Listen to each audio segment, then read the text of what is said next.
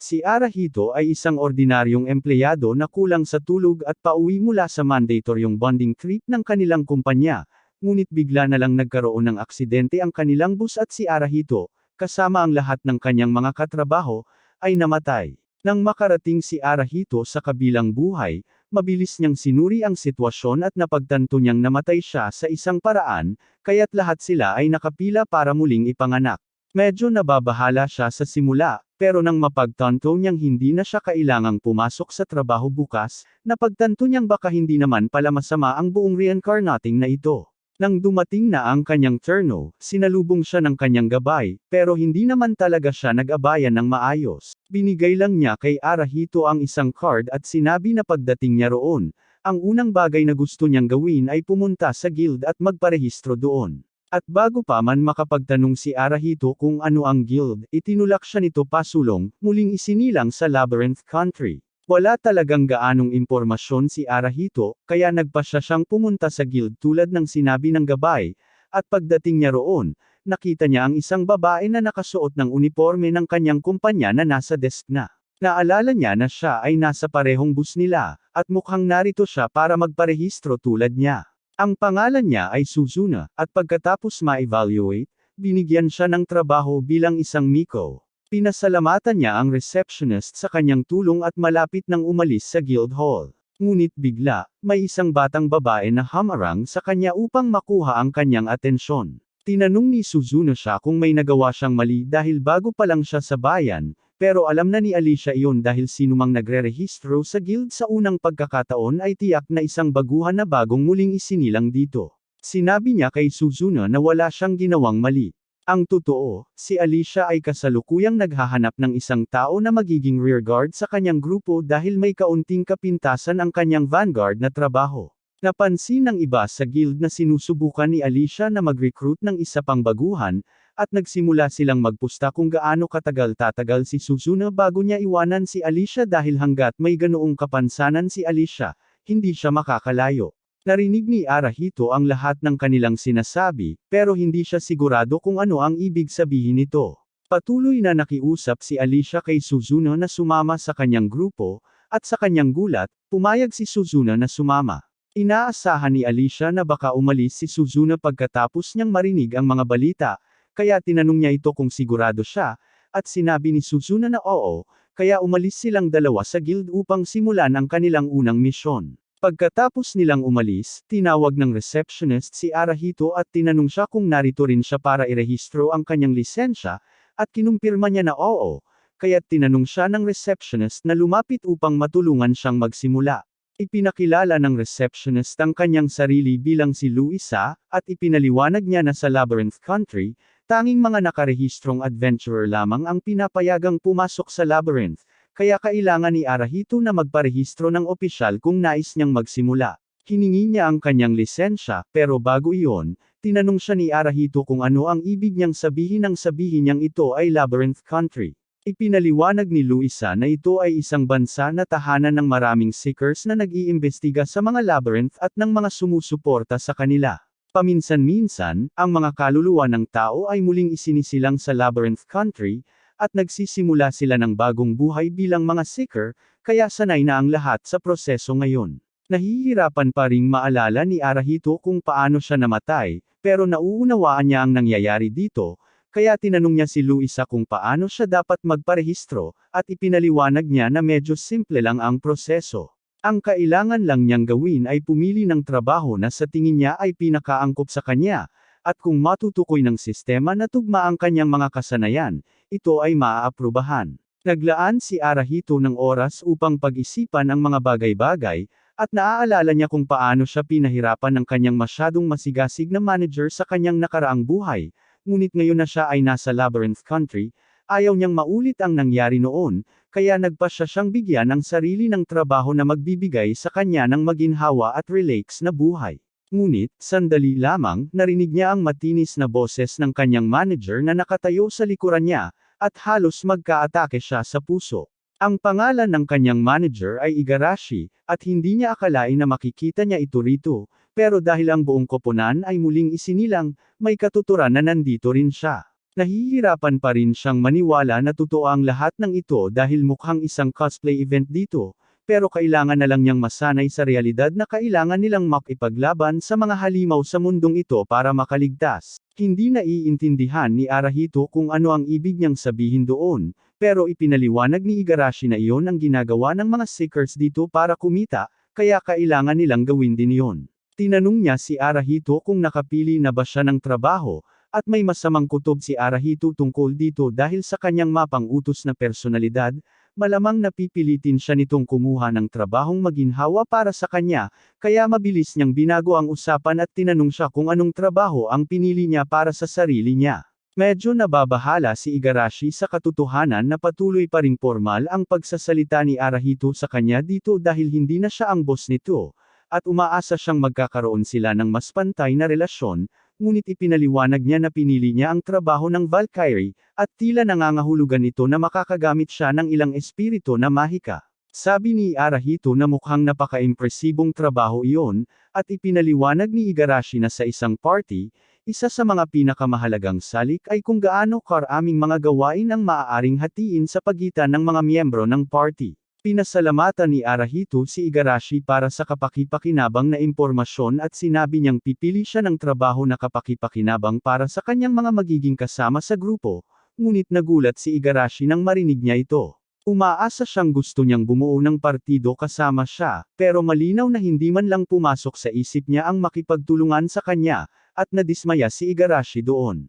Gayunpaman, hindi niya pinapakita ang kanyang pagkadismaya at nagpaalam muna. Habang naglalakad palayo si Igarashi, napansin ni Arahito na tila medyo iba siya sa karaniwang asal nito sa kanya kanina, pero inisip na lang niya na naguguluhan ito dahil sa buong reincarnation na bagay.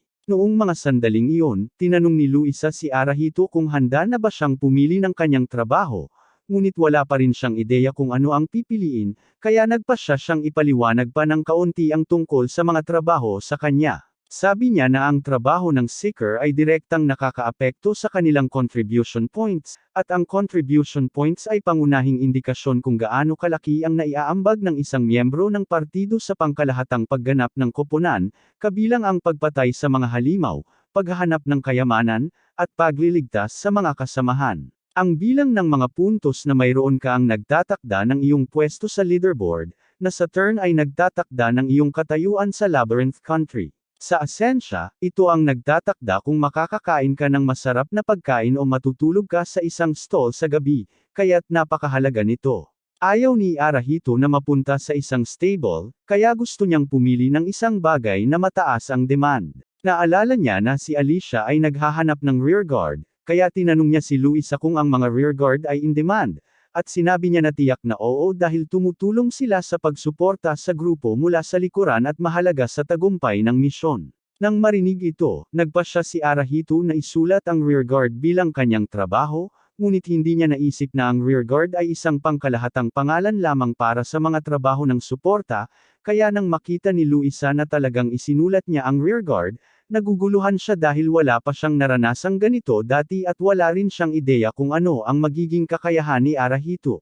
Kaya ayaw niyang sabihin ito, pero sinabi niya kay Arahito na malamang mahihirapan siya sa pagbuo ng isang grupo. Pakiramdam niya ay may kaunti siyang pananagutan sa sitwasyon ni Arahito dahil hindi niya ito maayos na naipaliwanag sa kanya, kaya para matulungan siya ng kaunti, binigyan niya ito ng ilang mercenary tickets na magagamit niya hanggang malaman niya kung ano ang kanyang mga lakas at kahinaan. Sa kanyang job card, nakita niya na mayroon siyang malawak na hanay ng mga kasanayang pinapayagan siyang pagtuunan ng pansin, at mula ito sa mga bagay tulad ng defense support at attack support hanggang sa recovery support. Ang mga kasanayan ay mukhang kapaki-pakinabang, ngunit ang pinaka-interesado si Arahito sa ngayon ay ang pagpapataas ng kanyang depensa, at pagkatapos subukan ng depensa na suporta, iniisip niyang mag-spec sa recovery support para makapagpagaling. Pero pagkatapos pag-isipan ito ng mabuti, nagpasya siyang ipagpaliban iyon dahil hindi niya alam kung may mga potion o iba pang paraan ng pagpapagaling. Kaya't nagpasya siyang ilagay ang kanyang unang puntos sa suporta ng depensa, ngunit habang ginagawa niya ito, wala siyang nakikitang kapansin-pansing pagbabago sa kanyang katawan. Wala siyang paraan para malaman kung talagang pinabayaan niya ang sarili niya sa trabaho hanggang hindi siya sumali sa isang grupo, kaya susunod na lang siya sa agos. Pumunta siya sa guild ng mga bayaran upang tingnan kung ano ang maaari niyang gawin sa mga tiket na ibinigay sa kanya, at ang tiket ay tila nagpapahintulot sa kanya na pumili ng isang bayaran upang makipaglaban sa kanyang panig pansamantala. Kaya't tinanong ni Arahito kung makakakuha siya ng isang Vanguard fighter na gumagamit ng kalasag. Ipinaliwanag ng babae na ang tanging natitirang bayaran nila ay isang babaeng butiki, pero siya ay isang rogue, kaya tiyak na magiging kapaki-pakinabang siya kay Arahito. Gusto lang talagang makakuha ni Arahito ng pagkakataon na subukan ang kanyang mga support spell, kaya pumayag siyang kunin ang babaeng butiki, at umalis ang attendant para tawagin siya. Habang wala siya, nagsimula si Arahito na mag-isip kung ano ang hitsura ng isang babaeng butiki, ngunit nang bumalik siya, nagulat siya nang malaman na ang babaeng butiki ay isang magandang dalaga. Sinabihan siya na ang pangalan niya ay Teresia, pero nahihirapan si Arahito na maniwala na siya talaga ay isang butiki dahil mukhang tao naman siya. Nilinaw ng attendant na si Teresia ay dati ng tao, pero lalo lang nalilito si Arahito. Kaya ipinaliwanag niya na ang demi-human ay kung ano ang nagiging anyo ng tao kapag pinatay sila ng isang halimaw sa labyrinth. Gayunpaman, sa ilang mga kaso, posible na maibalik sila sa kanilang orihinal na anyo pagkatapos na siyang nangyari kay Teresia. Kahit na naibalik ang kanyang anyo, hindi posible na makipag-usap sa kanya, at kaya lamang niyang sumunod sa mga utos na ibinibigay sa kanya sa estado na ito.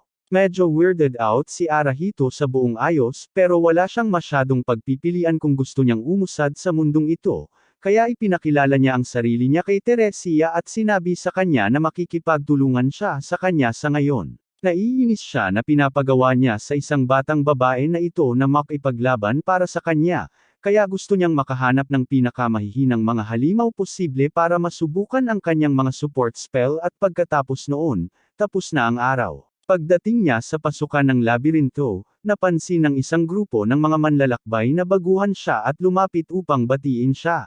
Ang leader ng grupo ay si Ribo, at ipinaliwanag niya na ang kanilang grupo ay gumagana bilang isang rescue team sa labirinto. Sa madaling salita, tuwing may nasasaktan sa dungeon at hindi makagalaw, pinapadala sila para tulungan silang makalabas, pero hindi sila makapunta sa lahat ng lugar ng sabay-sabay, kaya pinapaalalahanan nila si Arahito na kailangan niyang maging maingat doon. Tinanong ni Arahito kung talagang delikado sa dungeon, at sinabi ni Ribo na malamang wala siyang dapat ipag-alala dahil may kasama siyang bayaran, kaya basta't hindi niya targetin ang mga halimaw na mas mataas ang antas sa kanya, ayos lang siya. Gayunpaman, malinaw niyang sinabi na kung sakaling makatagpo si Arahito ng isang named monster, dapat siyang tumakbo kaagad dahil wala siyang laban sa ganoong uri ng halimaw.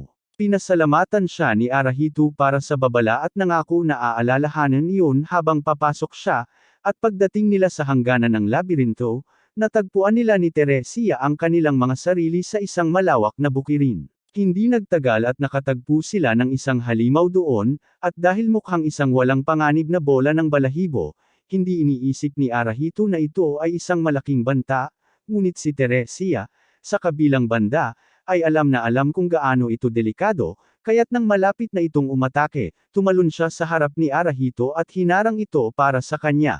Nabawasan ng malaking bahagi ng kanyang buhay ito, at nagulat si Arahito nang makita ito, dahil hindi niya kailanman naisip na ang isang level 1 na halimaw ay ganito kalakas. Muling umatake ang halimaw kaya muling hinaharangan ni Teresia ang kanyang atake, ngunit hindi na siya makakatagal ng matagal, kaya kailangang gumawa ng mabilis na hakbang ni Arahito, at doon niya naalala ang defense support skill na na-unlock niya kanina.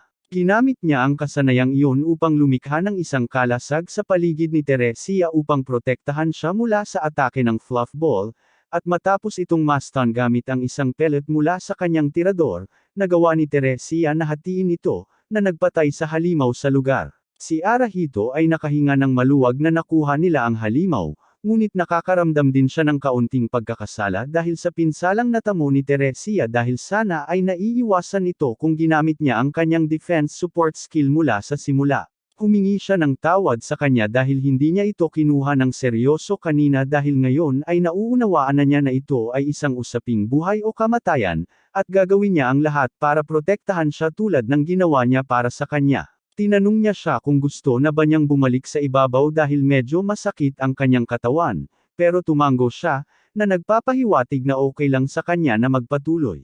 Maya narinig nila ang isang sigaw mula roon, kaya nag-slide sila pababa ng burol at natagpuan ang isang grupo, kasama si Igarashi, na nahaharap sa isang kilalang halimaw. At alam na ni Arahito na hindi ito magtatapos ng maayos.